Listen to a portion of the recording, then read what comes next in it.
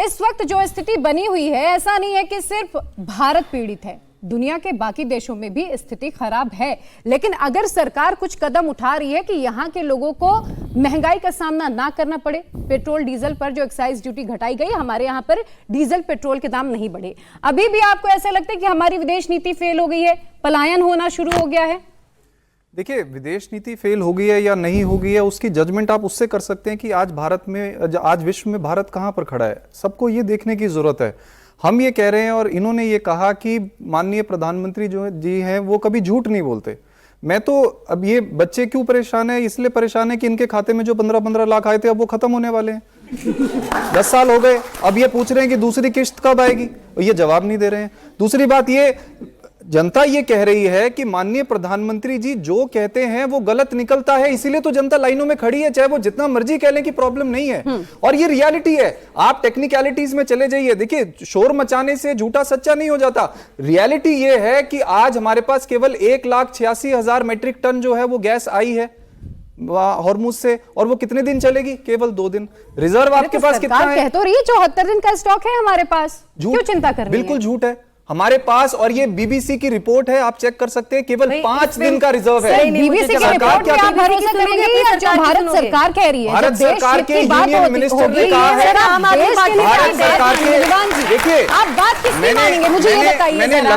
मैंने लगातार इनको अलग अलग चैनलों पे इस बात पे एक्सपोज किया है कि भारत सरकार के यूनियन मिनिस्टर का बयान है कि हमारे पास 9 से 10 दिन का स्ट्रेटेजिक रिजर्व है, और जो कमर्शियल रिजर्व है वो अलग है।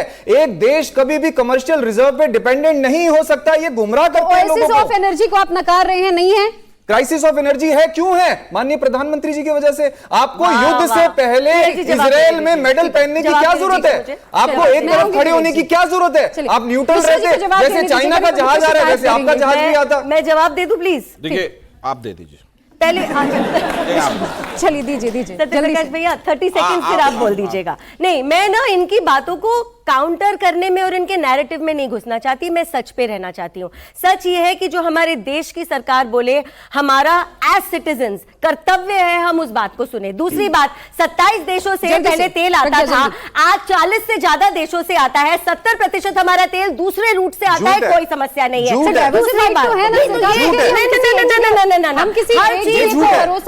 हर चीज अलग अलग देशों से तेल आ रहा है। केवल ये कह रहा हूं, ये एक देश का नाम बता दें जो हमारे जिससे हमारा तेल आ रहा है एक्स्ट्रा, बता दें। मैं आपको गिन के पूरे 40 सुना बताइए, पूरे 40 सुना देती हूं। बताइए ना, पूरे 40 बहुत लंबी मेरी बात है। बताइए, बहुत कम समय लो। ठीक है, देशों का नाम बताइए। रिया जी, विपक्ष को इस देश में तेल आ रहा है बताएं, लाइव जाके दिखाएं। तो भी कहेगा नहीं आ रहा।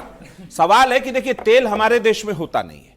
हॉर्मुज स्ट्रेट पर जब ईरान के विदेश मंत्री का बयान है, इजराइल के प्रधानमंत्री का भी बयान है कि संबंधों के समय क्या बताया गया युद्ध के पहले मोदी जी को, सारे बयान मौजूद हैं। पता नहीं ये कौन सा सपना में कौन सा बयान ट्रंप जी का देख लेते, उसके ऊपर फिर चल देते साइकिल लेकर के। इनके पास तेल गैस है नहीं है, पता नहीं है। मैं हमेशा कहता हूं, आखिरी लाइन में, आप अगर तार्किक सवाल पूछेंगे, बिल्कुल राष्ट्र उसका जवाब दे रहा है। प्रधानमंत्री जी ने सदन में दिया, पेट्रोलियम मंत्रालय ने 3 पन्ने का पूरा 26 मार्च को एकदम प्रेस रिलीज जारी किया। उसका एक एक बिंदु कहता है। देशों के नाम बताऊंगी, देशों के नाम बताऊंगी कि हमारे युवाओं को ये गुमराह न करें। 41 नए देशों से भारत का आयात हो रहा है, और भारत गैस देशों के नाम बताइए। भारत को कोई दिक्कत नहीं होगी। जब देश आप नए देशों पर आ गए, भाई नए देशों का जन्म नहीं हुआ है। पहले 27 गिन के बता देती हूँ। Iran, Saudi Arabia, UAE, Kuwait, Oman, Iran, Russia, Kazakhstan, Azerbaijan, Nigeria, Angola, Algeria, Libya, Egypt, Sudan, Gabon, Congo, Ghana, Cameroon, United States, Canada, Mexico, पिछले 50 साल से आ रहा है। कोलंबिया, इनसे पहले भी आता था। अब एक नए देश का नाम बताओ, गलत बोल रहे हैं। गुमराह कर रहे हैं। आपकी आवाज दर्शकों तक नहीं पहुंचेगी। गलत बोल रहे हैं। आप नए देश का नाम बताओ, इनसे तो पहले भी आता था। नए देश इनके हिसाब इनसे पहले भी आता था। उनके हिसाब से यही आप झूठ बोलते हैं, दिन रात झूठ बोलते हैं आप लोग धैर्य रख के बातें रखिए ना, एक एक करके रखिए ना। अगर ऐसे करेंगे ना आपकी बात समझ आएगी ना आपकी बात आप समझ देखो, आएगी। जब ये मेरे- एक एक करके रखिएगा प्लीज। मेरी आप प्रिया सभी जी, से अगर गुजारिश है, विपक्ष को आप इस विवेक तरह जी को का बोलने अफवाह दीजिएगा। फैलाने वो की किसी के हिसाब बीच में बोलूंगा, नहीं बोले। मिश्रा जी मिश्रा जी, तो मिश्रा जी को पहले अब राम आप लग बोलिए, जाएगी। फिर मैं आपको सुन लिया टोकती हूँ। ना। अब आप रुक जाइए। सुनिए, देशों के नाम उनके बीच में अब कोई नहीं बोलेगा, वो किसी के बीच में नहीं बोले हैं, ठीक है।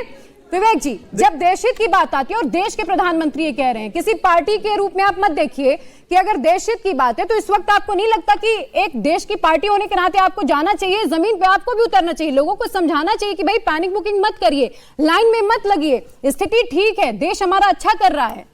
ईश्वर करे कि स्थिति आगे सुधरती चले जाए, स्थिति तो सब देख ही रहे हैं। और प्रधानमंत्री जी पे कैसे विश्वास करें? नोटबंदी के टाइम में भी प्रधानमंत्री जी ने कहा था, बहनों और भाइयों सिर्फ 50 दिन देना, नहीं जिस चौराहे पे कहोगे वहां आके तुमसे मिलूंगा।